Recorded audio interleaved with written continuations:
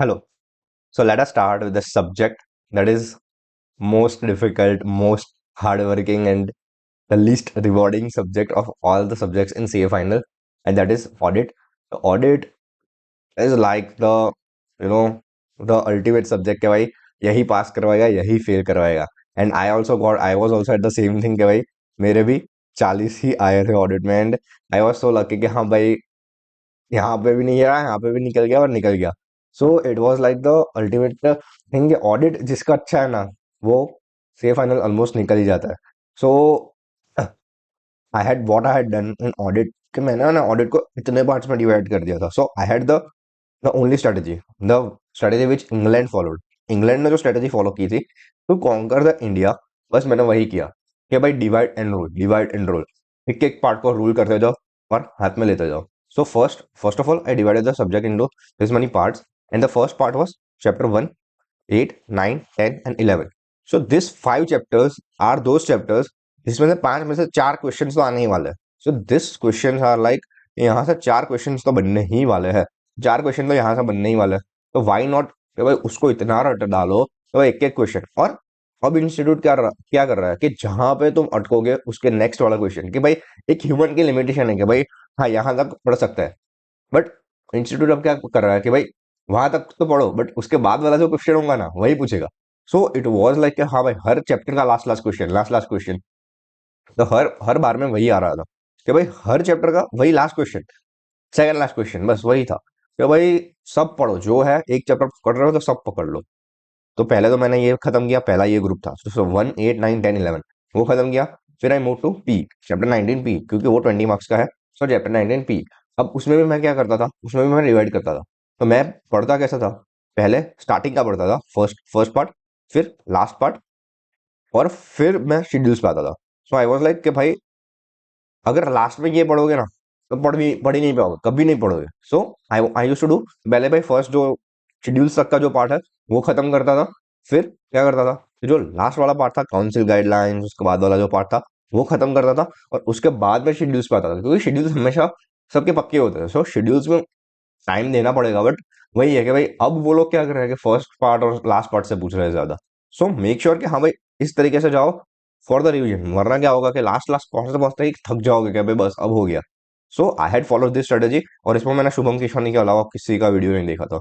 सो शुभम केशवानी का वीडियो जो है 4.5 घंटे का, it's the mind blowing, it's the total and, के उसके अलावा कुछ नहीं आने वाला है. या तो खुद से पढ़ो, या तो फिर वो जो वीडियो है उसको देख लो 2, 4, 5 बार, जितनी बार देख सको ना. That is the ultimate video.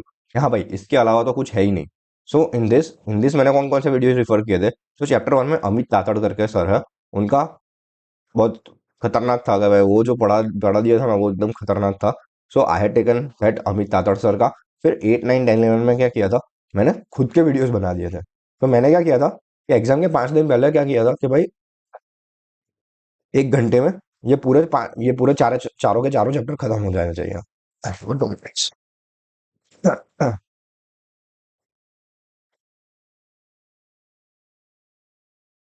So what did was के भाई हाँ ये जो 4 चैप्टर है वो 1 घंटे में पूरे खत्म हो जाने चाहिए. तो मैंने अपना खुद का एक वीडियो बना दिया कि भाई हाँ 1 घंटे में पूरे चारों के चारों स्टैंडर्ड्स बोल रहा हूँ 2, 4 बार बोल रहा हूँ.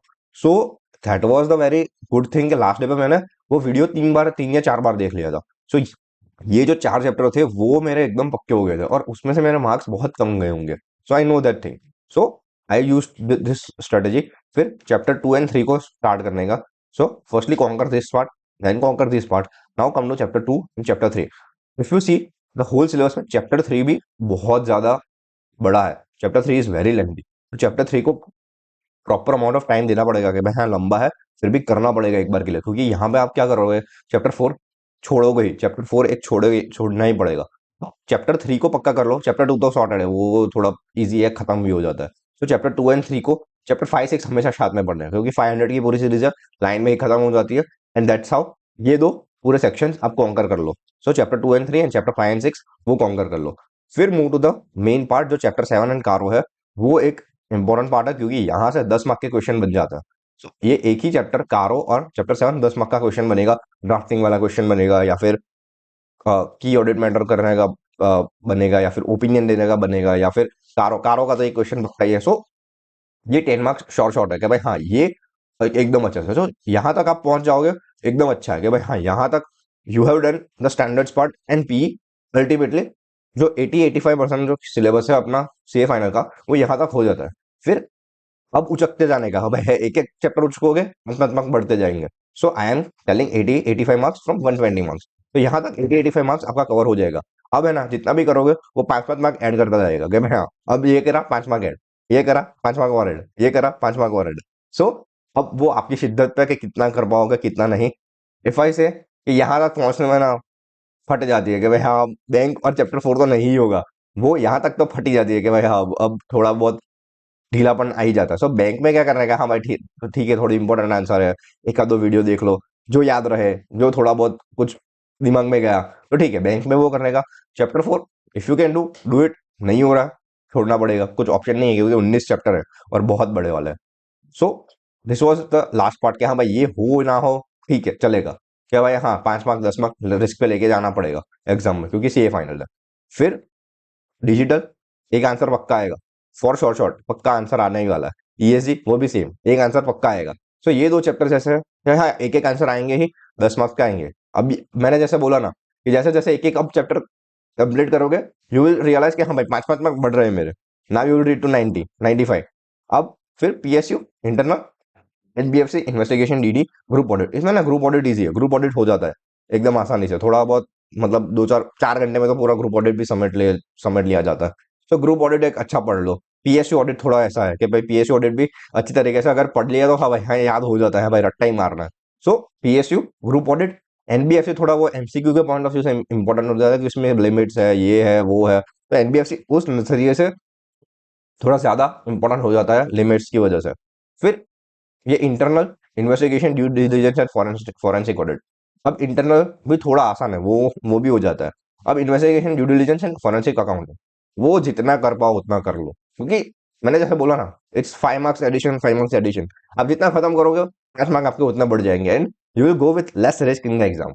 यहाँ तक तो पूरा पढ़ना ही पड़ेगा। ये अगर ये पक्का नहीं है ना ये वाला part, if you are not done with this part ना देन एग्जाम में थोड़ा ऊपर नीचे हो सकता है। और ये पार्ट यहाँ तक तो कर लिया, यहाँ तक तो करना ही पड़ेगा बाय हुक एंड क्रोक, यहाँ तक तो करना ही पड़ेगा। डिजिटल ईएसजी खत्म करना पड़ेगा। फिर उसके बाद से जितना आपके मन की इच्छा, जितना आपका भरोसा अपने ऊपर, उतना पढ़ते जाओ पढ़ते जाओ पढ़ते जाओ। And that's how I scored 40 marks. I had given everything, मैंने सब कुछ कर दिया था क्योंकि मैंने 2 बार तो यूट्यूब पे आके पढ़ा लिया था, उसके बाद उसके पहले मैंने पढ़ा होगा, उसके बाद मैंने पढ़ा था।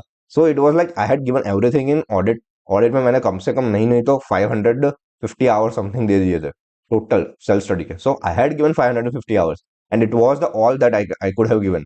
इस बार एमसीक्यूज थोड़े ट्रिकी आ गए, एमसीक्यूज में थोड़ी ट्रिक खेल गए, इसलिए थोड़े मार्क्स मेरे कम आ गए। बाकी आई वॉज श्योर कि भाई मेरा जो ऑडिट मैंने पढ़ा है it was like the ultimate. हाँ भाई ऑडिट सब्जेक्ट नहीं डुबा सका बट ठीक है जो आया आई एम एक्सेप्टेबल कि हाँ भाई ठीक है इतनी मेहनत की थी तभी ही 40 तक भी पहुंच पाए, अगर नहीं करी होती तो यहाँ तक भी नहीं पहुंच पाते। So it was the all thing कि हाँ भाई जितना दे सको ऑडिट को दो क्योंकि वो ही सब्जेक्ट जो एक है वो मांगता है कि भाई हर रोज मुझे दो। मैंने तो ऐसा ही बोल दिया था कि ऑडिट मेरी गर्लफ्रेंड है, हर रोज उसको टाइम देना पड़ेगा। सो ऑडिट इज माई गर्लफ्रेंड कि हाँ भाई वो मेरी गर्लफ्रेंड है, उसको टाइम दो जितना दे सको। अगर उसको टाइम नहीं दिया ना वो रूठ गई ना भाई, यहाँ पे लाले के दाले पड़ जाते हैं फिर पास होने में। So that was the thing कि भाई ऑडिट में पूरा डाल दो जितनी जान है क्योंकि वही एक है जो पास और फेल का लकीर डिसाइड करती है। So that was it. Me me CA प्रथम मगज वाला साइनिंग ऑफ। थैंक यू, जय हिंद।